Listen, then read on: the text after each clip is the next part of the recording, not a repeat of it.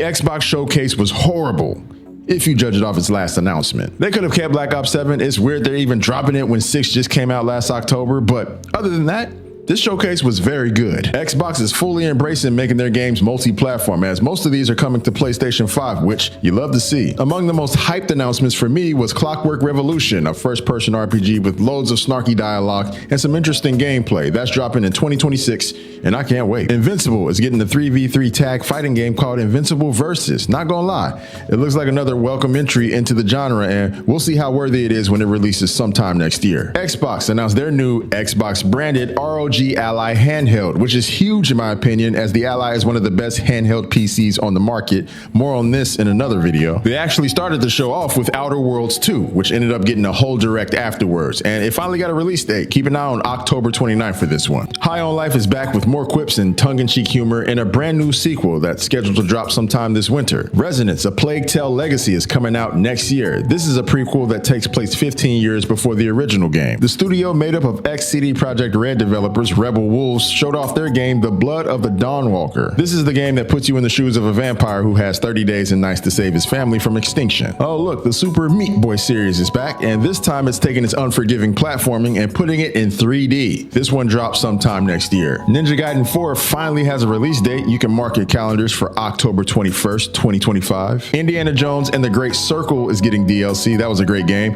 Order of the Giants comes out on September 4th. Game Freak is surprisingly stepping aside from Pokemon and dropping a new action game next year. It's called Beast of Reincarnation. Grounded 2, the sequel to the 2020 hit survival game, is dropping on July 29th for Xbox and PC. Chronos, The New Dawn, a survival horror game by the team behind The Medium, showed off some more gameplay. That's scheduled to drop this fall. Aphelion is a sci-fi action adventure from the makers of Life is Strange. Don't Nod Entertainment. Look out for this one in 2026. There Are No Ghosts at the Grand is a musical mystery game that got announced. It's coming to Xbox and PC at a later date. Mondong Two Hearts is a stealth action thriller set in Korea where you switch between two protagonists in different dimensions. This comes out on Xbox and PC next year. Solo Leveling Arise was announced, and it looks to cash in on the popularity of the anime. We got our first look at Animo, a free-to-play Pokemon-like game that will easily get confused with Pal World, but it seems to be doing its own thing. It drops on Xbox and PC in 2026. Tony Hawk 3 and 4 is bringing back these OG games in one solid package July 11th, and you can try the demo for the game today. At Fate's End is a new action game from the Spiritfarer developers that looks like it mixes in card battling elements. Interesting. Persona 4 is being remade and will come to Xbox, PC, and PS5 sometime in the future. Final Fantasy Remake Integrate is finally heading to Xbox, and Final Fantasy 16 was shadow dropped on Xbox today. I definitely recommend folks play that if you have not already. I ain't gonna hold y'all. I'm not gonna dignify that Call of Duty announcement, but it's worth noting that most of these games are coming to Game Pass day one. So if there's something you see that's interesting and you want to keep up with it, make sure you check to see if it's on Game Pass before you pay full price for it. And that was it, guys. That was the recap. I gotta say, even though I didn't like the last announcement, Xbox did their thing. They might have had the best showcase out of all the ones we saw